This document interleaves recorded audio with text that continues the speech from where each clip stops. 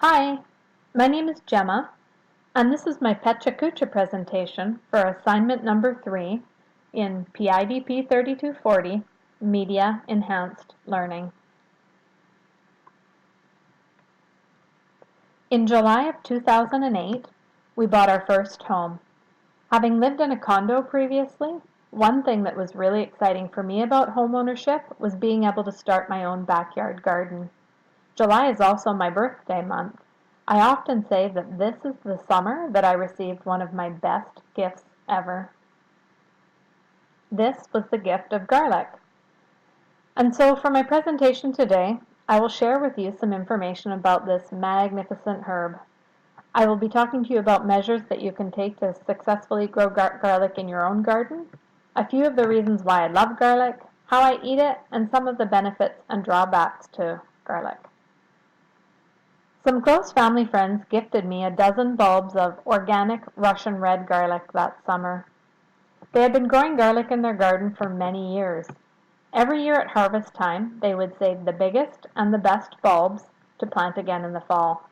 That fall, I planted my first garlic crop ever, and I haven't looked back. One of the things that I love the best about growing this herb is that it's a very easy yet satisfying crop to grow, and it's super low maintenance. It's recommended that garlic be planted anytime from September to the end of November. When I lived in Victoria, I would plant it around Halloween. One thing that you should keep in mind is that garlic is a really heavy feeder, and so it's important to add compost to your soil when growing garlic. I use organic kitchen waste, aged manure, and even wood ash from a fireplace, and all of these aid in bulb formation. Within each head of garlic, which is also known as a bulb, there's approximately 10 to 20 smaller sections called cloves. Separate the cloves and set each clove with the pointy end up 10 to 15 centimeters apart and with the tip of the clove 2 to 5 centimeters deep in its own hole. There are a couple of things to consider when planting. Each clove produces a new head of garlic. The biggest clove gives you the largest bulb. If your cloves are planted too closely together, however, it will result in smaller bulbs, so consider what you want as your end result, a greater number of smaller bulbs or a lesser number of bigger bulbs. The garlic will grow in the ground over winter, and then in the spring you will see green stalks poking out of the ground. Simply water as needed and keep weeded. At the end of the stalk is a flower called the scape, and this should be removed in late June prior to the garlic harvest in order to encourage bulb growth. When the tops have died back by 2/3, it's time to harvest your garlic. This is usually about mid-July. I like to use a pitchfork to dig them up, and then I hang the garlic in small bunches in a warm, dry place, away from direct sunlight for drying. Eventually, you'll store your harvest in a cool, dry environment until you're ready to eat. Companion planting is a great way to grow plants without the use of harsh chemicals. Another reason that I love garlic is because it is one of the best companion crops out there. The list of plants that grow well with garlic is long. I've always had my garlic next to my strawberry plants or my tomatoes. This year I'm going to put some potatoes in the same bed as my garlic. Garlic may even drive away rabbits and deer because of its strong smell, so if your garden suffers from any of these creatures, try planting garlic next season. Homegrown vegetables, grown chemical-free, contain more nutrients and minerals compared to those grown with chemicals. They just taste better too. Once you start growing your own garlic at home, it's hard to go back to purchasing garlic at the grocery.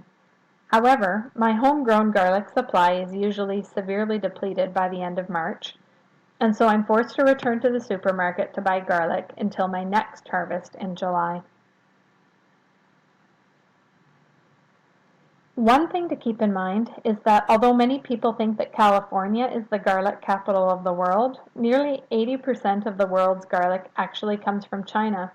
My own personal preference is to buy California garlic because I'm concerned about the conditions under which the garlic in China might be grown, and also because I prefer to buy produce grown closer to home. Much of the garlic grown in California comes from a small city in northern California's Santa Clara County. The city's nickname is the garlic capital of the world, and each year, Gilroy, California has a garlic festival at the end of July to raise money for local charity. One year I would love to attend. There is some debate over the origin of garlic, but this herb has been used all over the world for thousands of years and is one of the world's oldest cultivated crops. Garlic can be consumed raw or cooked. Not only the cloves of the garlic can be eaten, but also the leaves and the flowers are edible. A recipe that I love uses the scape from the garlic plant to make scape pesto. I also love baked garlic. Simply slice the top off each head of garlic to expose some of the cloves inside. Drizzle with olive oil and wrap up in foil. Roast at 400 degrees until cloves are lightly browned and tender. This takes around 30 minutes. As the garlic cooks, it softens, and when it is done, it can easily be removed from the cloves by squeezing at the root end of the bulb or by scooping with a small knife or spoon. It tastes wonderful if you smear it on a piece of sliced baguette, mash it into potatoes, or serve it with baked veg. Another positive to this herb is that there are many known health benefits that go along with eating garlic. It boosts the immune system, and so it's great for combating sickness. It is also thought to reduce blood pressure and cholesterol. Contains antioxidants that may help prevent Alzheimer's disease and dementia, to mention a few. I think that it tastes delicious as well. It's true that eating garlic does cause bad breath, although it's thought that sipping milk while ingesting garlic can significantly neutralize this. Although people can have allergies to garlic, which might cause upset bowels, take care not to eat garlic that is already sprouted, since this can make it unsafe for eating and cause belly upset as well. In Europe, many cultures have used garlic for protection, or white magic. Central European folklore consider garlic a ward against demons, werewolves, and vampires, and you just don't want to take any chances with that kind of thing. So if you're not going to eat garlic, consider hanging it in your house, rubbing it around windows, chimneys, and on keyholes. Thanks for listening.